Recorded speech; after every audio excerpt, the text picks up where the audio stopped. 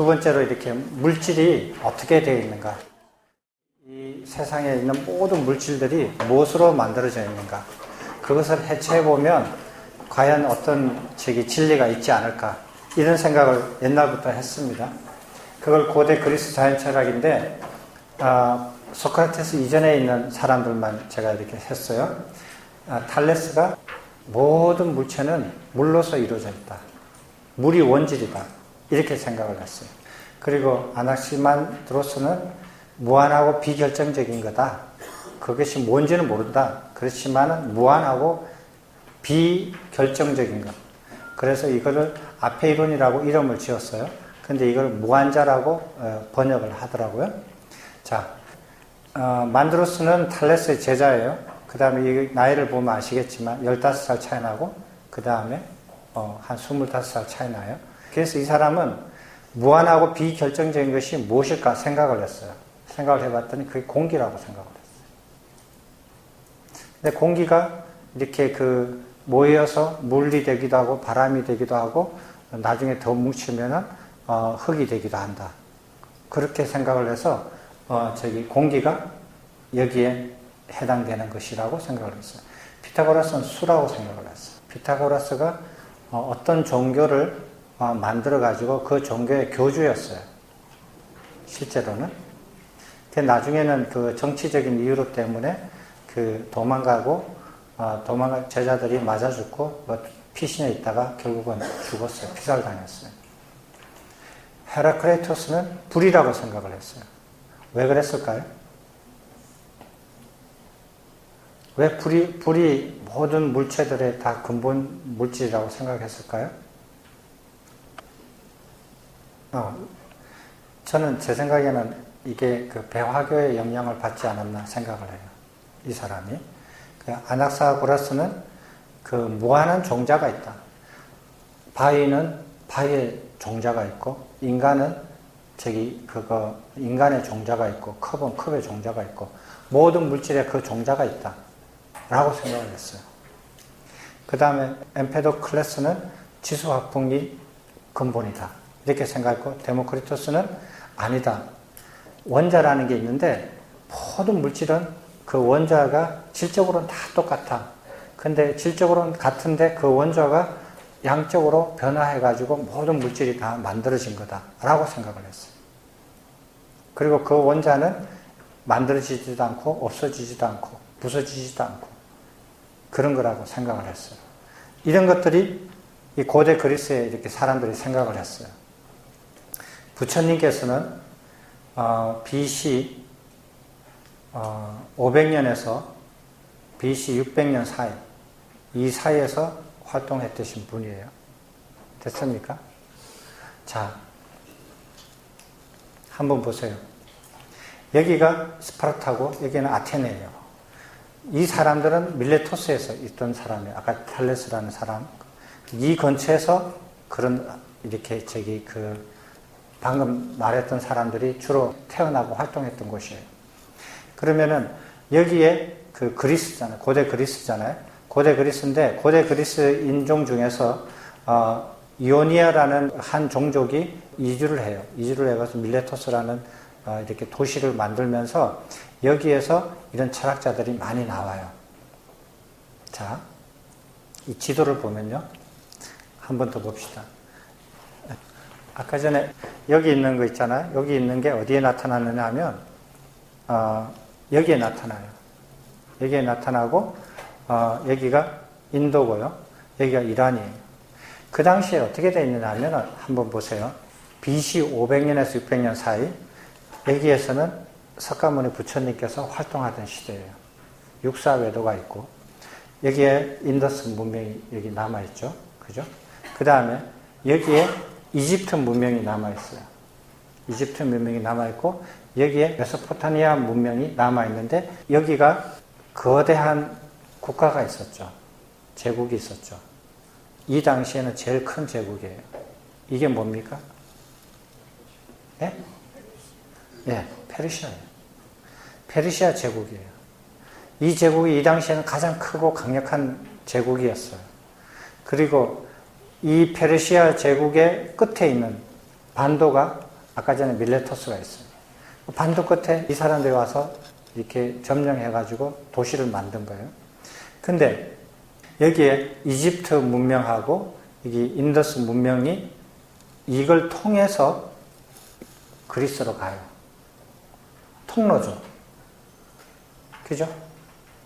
그래서 이 당시에 이렇게 보면은 조금 이렇게 면밀하게 보시면, 뭐 제가 어디서 이렇게 본 건 아니지만,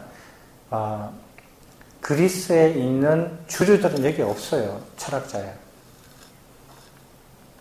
여기 없어요. 여기는 다 누구냐 하면은 자세히 보세요. 전부 다 상인들의 아들이에요. 어디? 돈 많이 벌은 상인들의 자식들이에요. 여기서 돈을 많이 벌어요. 무역을 해가지고. 그래가지고 그 자기 자식은 제대로 좀 공부시켜야겠다. 해가지고 애들을 유학 보내요. 어디로 보내느냐? 제일 가까운 데는 이집트로 가요. 이집트에 가서 뭐를 배우는지 알아요? 뭐를 배워요? 시간이 얼마 안 남았어요. 빨리 하세요. 저 9시 반 되면 중단하고 갈 거예요. 뭘 배우죠? 예? 예, 천문학. 또요? 예? 기하학. 기하학. 이 두 가지를 배웁니다. 그래서 기하학을 기하학 어찌고저찌고 수학 어찌고저찌고 하는 사람들은 그거 가서 공부한 사람들이에요. 그리고 천문학이요. 그 아리스토텔레스가 천문학 할 때 태양에 신이 있다고 생각했죠. 그죠?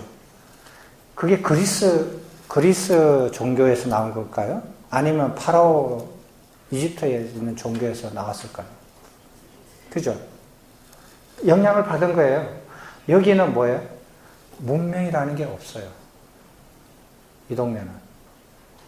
문명의 변방이에요. 여기는 내세울 게 아무것도 없는 동네예요. 내세울 게 있는 건 이집트예요. 그리고 메소포타미아, 그 다음에 이 사람들이 가까운 이집트로 가서 기하학을 배우고 수학을 배우고 이제 천문학을 배워요. 그리고 난 다음에 또 어디로 가냐면 바빌로니아로 가요. 메소포타미아 문명으로 가요. 거기 가서 배워요. 뭘 배우는지 잘 몰라요, 저도. 거기 가서 뭘 배워요. 그리고 난 다음에 메소포타미아에서 배울 때 여기거든요. 여기서 배우는데 여기서 배로 인더스하고 인도하고 교류를 해요. 교류를 합니다. 그래서 이 지역에 있는 지식들이 흘러 들어가요. 상인한테서. 그죠? 그리스 고대 자연 철학이 뿌리도 없이 자연 철학이 벌써 나와요. 이거 읽어보면 완전히 중구난방이에요. 바탕이 없고 뿌리가 없어요. 근데 막 얘기를 해요. 이 사람들이 자연에 있는 모든 물체의 근원 물질이 뭐냐 이렇게 궁금해해요. 자기들이 궁금해했어요? 아니에요. 이 당시 여기에서는 신이에요. 신. 그리스는 신. 신이 모든 걸 다 해결하는데 뭐하러 그런 걸 궁금해해요? 들은 거예요. 이렇게 상인들 따라서 다니면서. 됐죠? 왜 이래 됐느냐? 8세기 경쯤에서 철기 문화가 생겨요. 보편화돼요. 그러면서 인류가 잉여 생산물이 많고 돈이 많이 생기셔요. 그때부터 상업을 해가지고 돈을 많이 벌기 시작해요. 그러니까 5세기 정도 되면은 그게 축적이 됐다고 봐요. 그래서 상인들이 힘을 좀 써요. 돈을 가지고. 그전에는 그 시대의 주도권, 주류들이 모든 걸 다 좌지우지했죠. 그래서 지금부터는 움직이기 시작하는 거예요. 그래서 이 사람들의 일기를 보면 여기 있는 사람들의 일대기를 보면 다 이렇게 그 부유한 상인집에서 태어나가지고 부잣집에 태어나서 귀족이 아니에요. 플라톤만 귀족이고 다 부족이 아니에요. 그 시대에 귀족이 아닌 주류가 아닌 사람들이에요. 이 사람들이 돌아다녀요. 계속 몇십 년 동안 돌아다니면서 배워와가지고 어디로 가느냐? 자기 고향으로 가요. 여기서 배워와가지고 여기서 하다가 자기 고향으로 가요. 스파르타하고 아테네로 가요. 아테네로 가서. 그래서 거기서 막 가르쳐요. 이렇게 했던 풍조예요. 근데 이때 이때 인도에서 논쟁을 많이 하고 논의가 되어 있던 사상들이 반드시 흘러 들어갔을 거라고 봐요. 그게 고대 그리스 철학이에요. 자연 철학이에요. 그래서 고대 그리스 자연 철학은 금방 뿌리도 없이 생겼다가 뿌리도 없이 어디로 흔적도 없이 사라져버려요. 그럼 다음 시간에 그런 걸 좀 더 보시게 될 겁니다. 그런 이유를요. 그래서 이렇게 생각을 했어요. 근데 그렇게 하다가 사람들이 고대 그리스의 이 물질들의 근원이 뭘까 막 이렇게 얘기하다가 그게 이제 썩 없어져요. 없어지다가 어떻게 되느냐. 아리스토텔레스가 이 사람들 밑에서 아리스토텔레스가 천상을 얘기를 해요. 우주를 얘기해요. 그때부터 모든 사람들이 땅에 있는 물질들 관심 없다. 다 하늘만 쳐다봐요. 언제까지? 이때까지. 1789년대까지. 거의 2000년 동안 지성인들은 땅을 안 쳐다봤어요. 하늘만 쳐다봤어요. 굉장한 힘이죠. 그게 굉장한 힘이에요. 근데 1789년에 뭐를 반증했냐면은 지수화풍이 모든 물질의 근원이라고 생각했는데 물을 보니까 H2O로 되어 있더라고요. H2O. 수소하고 원소로 되어 있더라. 그 다음에 공기는 보니까 산소도 있고 질소도 있고 뭐 다른 원소가 많이 있더라. 그 다음에 흙은 보니까 온갖 광물이 다 들어있더라. 불을 보니까 열이 있고 연기가 있고 또 뭐지? 빛이 있더라. 이렇게 다 이렇게 세 가지로 이루어져 있더라. 지수화풍이 모든 물질의 근본이 아니더라는 거예요. 그걸 알려줬어요. 그래서 그러면 뭐냐? 화학적 원소가 모든 물질의 본질이다 라고 생각을 했어요. 그래서 그걸 분류하기 시작했어요. 성공은 언제 했느냐? 1869년 멘델레프가 성공을 했어요. 그걸 주기율표를 만들어서. 근데 거기에 100여 개의 원자들이 쭉 이렇게 너무 많다는 거예요. 4개 있으니까 좋잖아요. 지수화풍. 4개는 멋있는데 100개가 넘으니까 이게 다 외울 수도 없고 너무 복잡하더라고요. 우리 이 복잡한 거 싫어하거든요. 사람들은. 단순하고 명료한 걸 좋아해요. 그래서 이게 만족스럽지가 못해요. 근데 100여 개의 원자가 이제 그 모든 물질의 근원인데 이것을 주기율표로 이렇게 규칙이 있으니까 규칙이 있다라는 말은 그 안에 새로운 더 밑에 있는 어떤 근본이 더 있을 거라고 생각이 들었어요. 그래서 그렇게 생각을 했어요. 그런 과정에서 97년에 톰슨이 전자를 발견해요. 전자를 발견하고 1905년에 아까 전에 말씀드렸지만 아인슈타인이 광자를 발견하고 1911년에 러더포드가 원자 핵이 있다는 걸 발견해요. 수소 원자가 곧 원자 핵이 곧 양성자라고 알려졌어요. 양성자를 발견하고 1932년 중성자를 발견해요. 하나씩 발견해내는 겁니다. 뭐 이론에 있어서 아니에요. 그냥 실험에서 이렇게 하나씩 발견한 거예요. 그랬는데 1914년 최두익이 원자 핵이 붕괴가 돼요. 붕괴가 되는데 자연적으로 어떤 원자냐면 라듐 같은 우라늄 같은 거 굉장히 무거운 원자 있는 것들은 자연적으로 붕괴가 돼요. 그런 것들을 발견하기 시작한 거예요. 근데 그거 연구한 사람들 지금 하라 그러면 아무도 안 하죠. 왜? 우라늄 쬐면 죽잖아요. 근데 그걸 몰랐어요. 그 당시는. 그걸 그냥 밤마다 쳐다보고 이렇게 연구를 한 거예요. 그랬는데 거기가 붕괴되는데 자연적으로 붕괴되는데 이상한 붕괴들이 조금씩 다르더라는 거예요. 그래서 다른데 그걸 이렇게 붕괴를 이건 다 가나다로 매겼어요. 그게 알파, 베타, 감마로 이렇게 이름을 붙였어요. 그 중에 중간 거 알파하고 감마는 이해를 쉽게 해요. 근데 베타가 이해가 안 돼요. 중간에 게. 그래서 이 베타 붕괴를 이해가 안 되더라는 거예요. 지금까지 있는 물리로서는. 그래서 어떻게 했느냐면 이 파울리라는 사람, 아까 베타 원리를 만든 사람이죠. 이 사람이 중성미자를 새로운 물질이 있다라고 예측을 했어요. 이런 물자가 있을 거다. 이름을 뉴트리노라고 했어요. 아까 전에 누가 질문하셨나? 지금 그 노벨상 받은 그 중성미자가 이겁니다. 중성미자 아까 전에 말씀 이게 뉴트리노예요. 그래서 원자 핵의 베타 붕괴를 설명하려고 하니까 운동량, 에너지 뭐 다 계산해서 보니까 중성미자라는 새로운 입자가 하나 있어야 되겠다.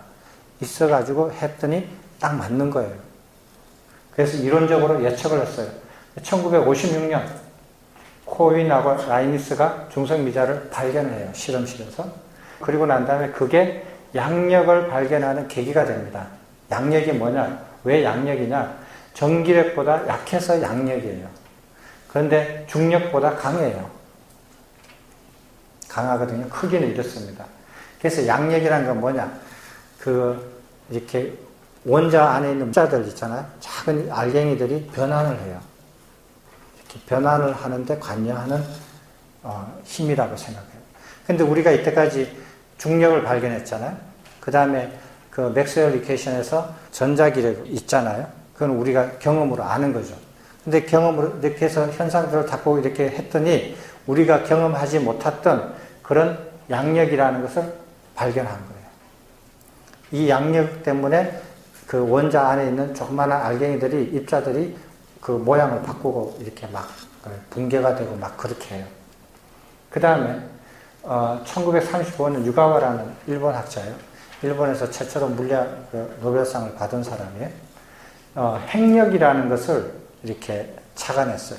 원자 핵이 양성자하고 중성자로 되어 있잖아요. 근데 중성자하고 양성자가 거의 개수가 이렇게 반반씩 있다 그러면은 양성자, 중성자 막 섞여 있는데 양성자 간의 거리가 가깝잖아요. 그러면은 전자기력으로 해서 서로 밀치는 힘이 생기거든요.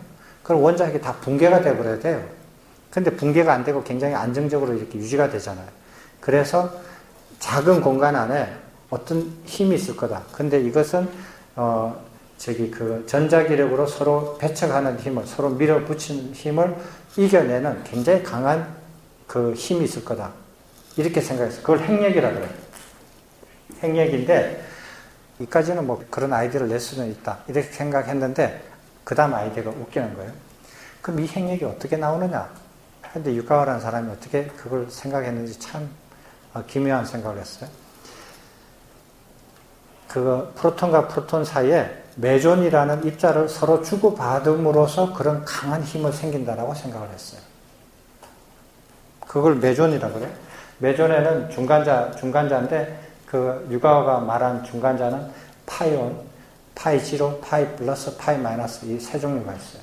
그런 거를 중간자라고 그래요. 그러니까 프로톤보다도 작고 일렉트론보다도 큰 그 중간쯤 있는 그런 물질이다. 그리고 이것이 왔다 갔다 하는 그런 입자다. 그래서 이걸 메존이라고 그래요. 근데 1947년 우주선에서 이 파이 중간자를 발견을 해요. 그래서 이게 이제 맞다. 이랬는데 사람들이 이제 헷갈리는 거예요. 힘이 생기는데 힘이 생기려고 하려면 어떤 입자로 서로 주고받아야 힘이 생긴다라는 거예요. 이런 개념을 이제 받아들여야 돼요. 그래서 이 이후로는 그렇게 이제 받아들였어요. 그렇게 해서 받아들여서 이제 네 가지 힘을 다 발견을 했어요. 네 가지 힘이 자연에 존재한다는 걸 이제 알게 됐는데 약간 좀 더 하셔야 돼요. 그래서 소립자를 전부 다 분류를 해보면 어떻게 되냐면 경입자, 아까 전에 뉴트리노, 엘렉트론하고 뉴트리노 이렇게 나오는 거예요. 그가 엘렉트론하고 뉴트리노 이렇게 항상 쌍으로만 나와요. 전자 뉴트리노하고 쌍으로만 나타나요. 그래서 이거를 패밀리라 그래요. 그래서 그리고 뮤온하고 타우, 뉴트리노 타우 이렇게 요 세 쌍이 있어요. 세 쌍이 있고 그 다음에 그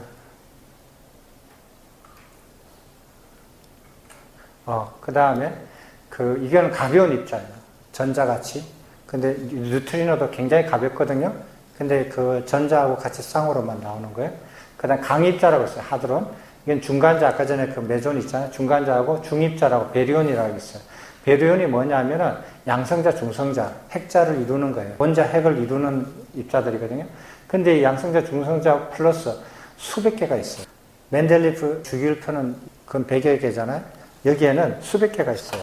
그러니까 사람들이 만족 못 하는 거예요. 이게 웬일이냐. 이렇게 입자가 수백 개나 되느냐, 이거. 양성자, 중성자, 해가지고 쭉 수백 개나 되니까 이게 어떻게 해서 모든 물질을 이룰 수 있는 그런 근본 입자가 될 수 있겠느냐. 도저히 받아들일 수 없다. 이렇게 생각을 했어요. 그래서 어떻게 했냐면 1963년에 이 사람들이 쿼크라는 걸 이렇게 도입을 해요.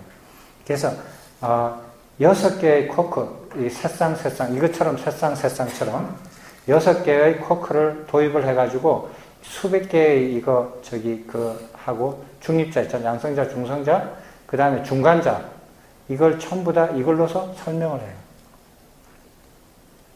깨끗하게. 그 다음에 게이지 보존이라는 입자가 있는데, 매존이 서로 주고받으면서, 그 양성자가 서로 주고받으면서 핵력이 생겼잖아요. 근데 주고받는 입자를 이제 게이지 보존이라고 해요. 근데 거기에 맨 처음에 중력이 있죠. 중력을 만들게 하는 중력자, 그래비톤을 서로 주고받으면서 중력을 이렇게 발생시켜요. 그 다음에 이거는 위크 인터랙션이에요. 여기 플러스가 있고 여기 마이너스가 있어요. W 플러스 W 마이너스 질이 이 세 가지의 그 입자를 주고받으면서 위크, 아까 전에 포스 나왔죠. 양력. 그 다음에 전자기력, 그건 광자고요. 광자 하나 있어요. 그 다음에 스트롱 인터랙션은 8개의 그 굴루온이라는 것을 서로 주고받으면서 힘을 발생시키는데, 이것은 쿼크 사이에서 주고받으면서 쿼크를 형성시켜요. 그래서 입자 물리의 특징이 뭐냐면 입자의 동등성인데, 이게 참 신기한 겁니다. 뭐냐면은 우리가 전자를 만든다, 전자를 했다. 그럼 전자를 만드는데 1억 년 전에 만든 전자나 1억 년 후에 만든 전자나 똑같아요. 그리고 이런 상황에서 만든 전자나 저런 상황에서 다 다른 상황임에도 불구하고 만들어진 전자는 분류가 안 돼요. 구분이 안 돼요. 다 똑같아요. 100억 년 전에 만든 프로톤이나 어디 별에서 만든 프로톤이나 지금 우리가 실험실에서 프로톤을 만들었다고 해요. 그럼 그게 똑같아요. 분간이 안 돼요. 모든 입자들은, 그래서 입자들의 이름만 붙이는 거예요. 입자들이 언제 어떤 식으로 만들어졌든지 간에, 존재하든지 간에 다 똑같아요. 나이도 상관없어요. 이상하죠? 우리는 자동차를 공장에서 막 찍어내잖아요. 그럼 연식이 다르잖아요. 그게 구별이 되잖아요. 그런 것도 안 먹혀요. 다 똑같아요. 그게 입자들의 동등성이에요. 이상한 겁니다. 그래서 어떤 법칙이 있다, 진리가 있다라고 생각을 하는지도 모르겠어요. 그리고 4가지 상호작용을 발견했어요. 강력, 전자기력, 양력, 중력, 이렇게. 그 다음에 아까 전에 그 소립자를 다 분류를 해서 쿼크를 도입을 해가지고 설명했다고 그랬잖아요. 근데 이 쿼크는 아직 발견이 안 됐어요.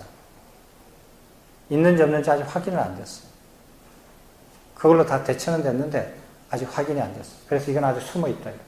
그리고 진공과 반입자라는 개념이 입자 물리에서 어떤 개념상 쳐지고, 부분과 전체라는 부분이 있는데, 이건 무슨 소리냐면 이 파이 마이너스 입자하고 프로톤하고 부딪혀요. 부딪히면은 어떻게 되냐면은 K0하고 감마 제로라는 입자로 나눠져요.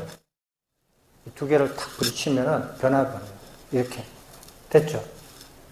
근데 얘가 나중에 어떻게 되느냐 하면, 붕괴가 어떻게 되느냐 하면 파이 마이너스하고 프로톤하고 붕괴가 되었어. 얘가. 그럼 이게 무슨 소리냐? 이걸 전체로 봐요. 전체가 이렇게 이 2가지 부분으로 바뀌었어요. 근데 이 부분이 붕괴가 되는데 처음에 전체하고 똑같은 게 나와요. 그죠? 이제 이거를 에너지하고 물질하고 같게 봐서 이거는 물리적으로 아무 문제가 없어요. 그렇지만은 우리가 정성적으로 보면은 이런 것이 전체에서 부분이 되고 부분에서 다시 전체가 나오는 거예요. 이런 현상이 무수히 많아요. 이런 현상들을 보게 되는 거예요. 실험실에서. 자, 이런 게 이제 입자 물리의 특징입니다. 그런데 우리가 이때까지 알은 이런 거 가지고 이렇게 이제 진리를 추구해 왔어요. 우리 여기서 뭐가 진리고 뭐를 이렇게 아는지는 모르지만 그런 개념을 가지고 우리가 발견을 해 왔어요. 지금까지. 근데 종교라는 것은 신이 많거나 하나거나 셋이거나 근데 이거는 절대적인 진리라는 거예요. 바꿀 수 없는 거. 바꿀 수 없는 진리라는 게 있고, 그 다음에 특징은 단순하고 분명해요. 이게 이 신을 믿는 종교들은.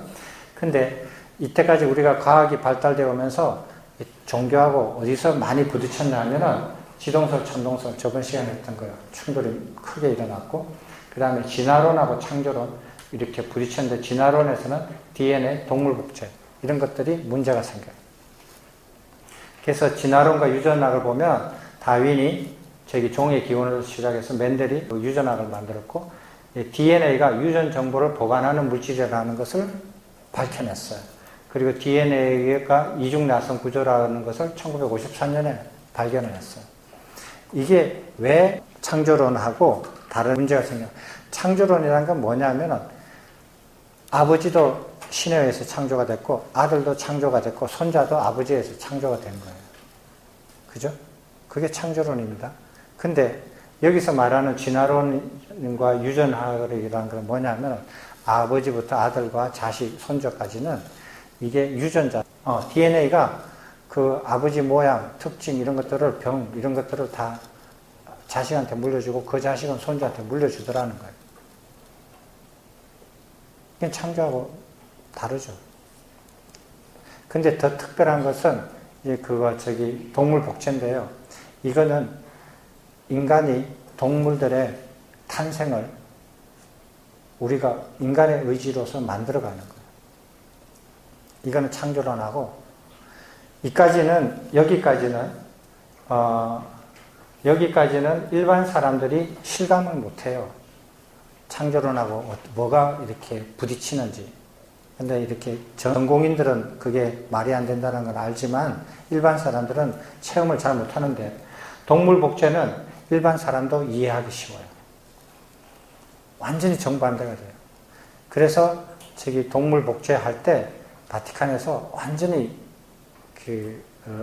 굉장한 압력을 줬거든요. 우리나라에. 그런 이유가 있어요. 만약에 동물 복제가 성공을 해가지고 인간도 복제를 해버리면 이거는 그 다음날 문 닫아야 돼요. 이 정도는 문을 닫게 돼요. 이 간단하게 진화론을 수용하는 것을 통계를 봤어요. 미국인 대상으로 해봤더니 불교가 제일 많이 해서 81%, 힌두교 80%, 무종교가 72%예요. 그리고 몰몬교가 22%, 여호와의 증인이 8%만 수용을 해요. 이게 통계를 그냥 한번 사람들이 내본 것 같아요. DNA 이중 구조는 이렇게 되어 있어요. 자크처럼. 그래서 이렇게 복제될 때 이게 자크가 열려서 복제가 돼서 전달이 되는 거예요. 그래서 그러면은 현대 물리학이 어떻게 불교를 접했느냐 이 소리예요. 어떤 스님이 가서 그 현대 물리학 하는 사람한테 포교를 했느냐? 아니에요. 현대 물리학자들이 어디 절에 가가지고 기도하고 아니면 설법을 들었느냐? 아니에요. 어떻게 만났느냐? 궁금하시죠? 어떻게 만났느냐 하면요. 불교하고는 아무 상관이 없어요. 1900년부터 1930년대까지 약 20, 30년 동안 양자역학이 발전되는 과정에서 서양에 있는 굉장히 지성인들이 머리로 받아들일 수 없는, 자기들이 발견하고 자기들이 증명한 사실들을 자기들이 받아들일 수 없는 그런 괴로움들을 엄청나게 겪었어요. 겪으면서 자기들 사이에 경론이 벌어졌어요. 네가 맞니, 내가 맞니, 네가 틀렸니, 내가 틀리니, 왜 이러니, 이게 말이 되니 안 되니, 굉장히 경론을 했는데 실험해보면 맞거든요. 근데 그걸 어떻게 받아들이냐, 인식을 어떻게 하느냐는 거예요. 자기들이 계산하고 자기들이 실험해서 다 밝힌 건데 그걸 못 받아들이는 거예요. 받아들이기 너무 어려운 거예요. 그런 것들이 수없이 이렇게 계속 이어져 오거든요. 그래서 이 사람들이 그 서양 문명의 지성인들이에요. 근데 이 사람들이 서양의 철학에서는 이걸 대답을 구할 수가 없다는 걸 알아요. 그리고 서양의 종교에서도 대답이 구할 수 없다는 걸 알아요. 오히려 서양의 종교에서는 탄압을 하죠. 거기서는 답을 구할 수가 없다.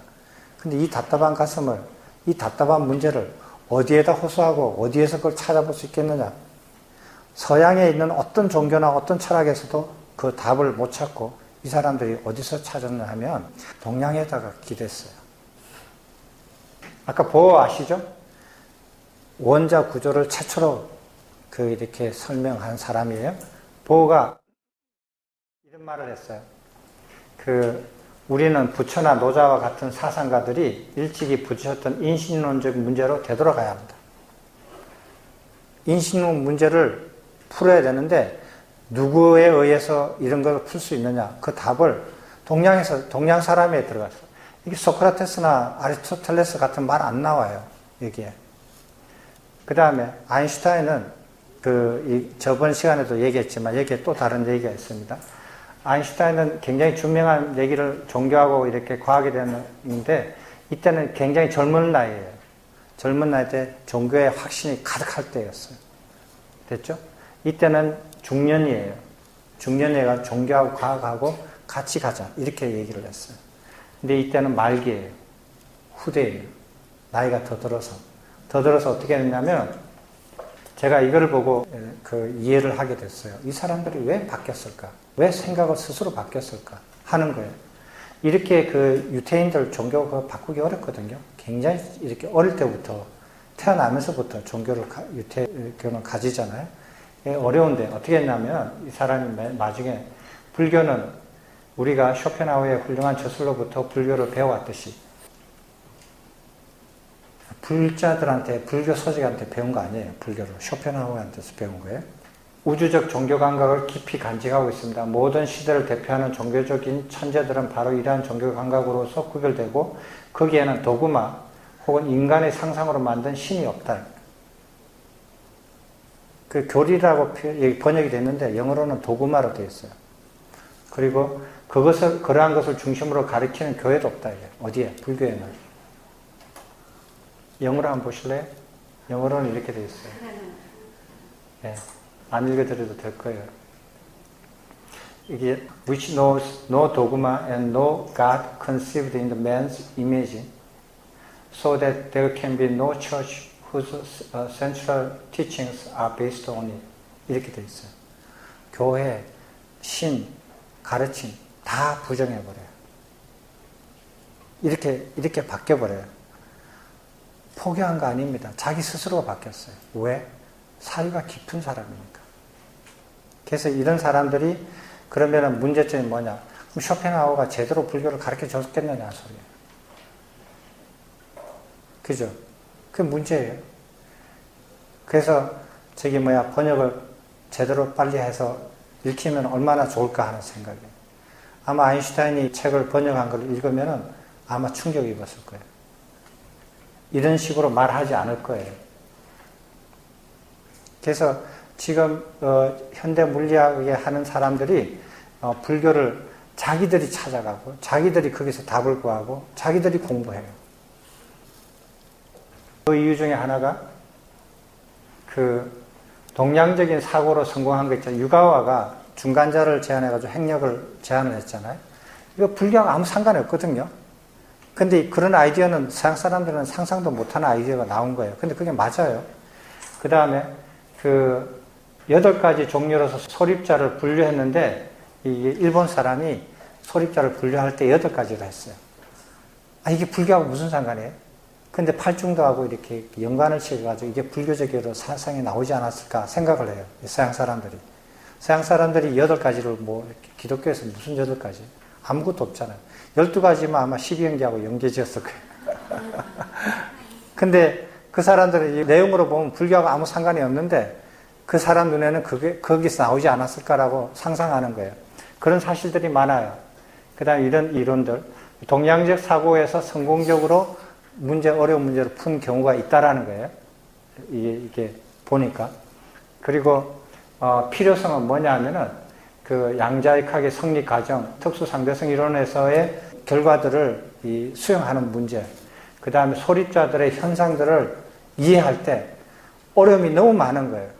어디에서 기대서 이렇게 하고 싶은 거예요. 어디 철학이나 종교에서 기대해서 이건 이렇다라고 설명해 주는 사람이 있으면 좋은 거예요. 근데 아무도 서양에서는 안 해주니까 외롭고 괴롭게 찾아낸 거예요, 이것들을. 그래서 그 근원을, 응원군을 동양에서, 불교에서 찾으려고 했어요, 그 사람들이. 그리고 이런 책들도 테오 피직스는 이거는 전 세계적으로 엄청나게 많이 팔렸죠. 우리나라에서도 굉장히 책을 많이 팔렸을 거예요. 결론을 짓겠습니다. 물리학자들이 자기들이 필요에 의해서 이 불교나 동양 사상들을 접하기 시작했어요. 했는데 아직까지도 불교계에서는 그 사람들한테 시원한 제대로 된 불교의 가르침을 제대로 주는 사람이 없었어요. 그나마 대화를 나눌 수 있는 사람이 영어를 좀 하고 서양 사람의 사유구조를 좀 이해하는 달라이라마 스님 정도가 그나마 그 사람들이 위안이 되고 가서 얘기라도 해볼 수 있는 사람이었어요. 그 승려 중에서. 그런 정도지 그들한테 이게 불교의 교리다라고 딱 내줄 만한 그런 게 없었어요. 그런 상황인데 그럼 왜 그럼 이게 불교, 현대 물리학이 불교를 이렇게 접해야 되냐면 만약에 이게 접해서 지금 현대 문명은 물리학자들이 이루는 문명이에요. 주도를 했던 거예요. 물론 다른 분야도 다 있지만은 이 사람들이 진리관이 바뀌면 이게 그 인류가 그 지속적으로 발전할 수 있는 힘이 됩니다. 제가 한 2, 3분만 더 쓸게요. 우리가 우주를 얘기했습니다. 운동론을 얘기했습니다. 물질론을 얘기했습니다. 이제 불교의 관점에서 말씀해 드릴게요. 불교의 관점에서 우주론을 우리가 공부했던 것은 그 불교에서는 애시당초부터 처음부터 무상하다고 얘기해요. 영원하다고 하지 않아요. 우주가 무상하다고 시작부터 무상하다고 얘기합니다. 되셨죠? 무상하다. 거기에는 영원불멸한 진리가 없다라고 얘기해요. 무상하니까. 애시당초부터. 그리고 물질이 있잖아요. 이런 물질을 아무리 쪼개도 거기에 근본된 입자, 영원히 변하지 않고 만들어지지도 않고 없어지지도 않고 모든 물질에 다 근본이 되는 입자, 그런 진리가 없다라는 거예요. 현상들 속에서 무수히 많은 현상들 속에서 그 영원불멸한 진리를 찾는다. 거기에서 진리는 찾을 수는 있어요. 물질적인 진리는 찾을 수는 있지만 영원불멸한 진리는 없다. 현상은 현상일 뿐이다. 새로운 현상을 연구하면 그게 새로운 경험과 새로운 지식들을 얻을 거예요. 그렇지만 거기에 영원불멸한 진리는 없다. 라고 얘기하는 거예요. 물질도 마찬가지. 왜 그런지 아십니까?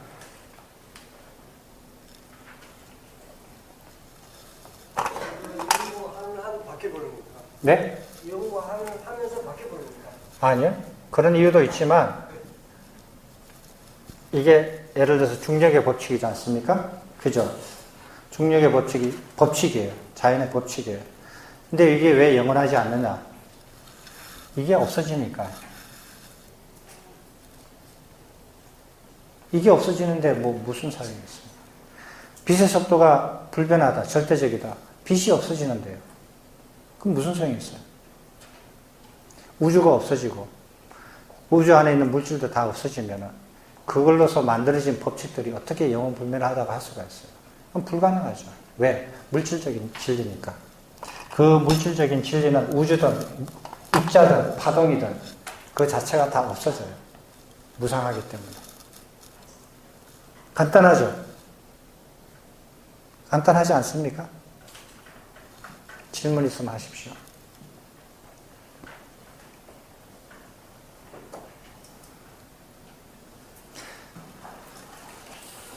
다음 시간에 뵙겠습니다. 감사합니다.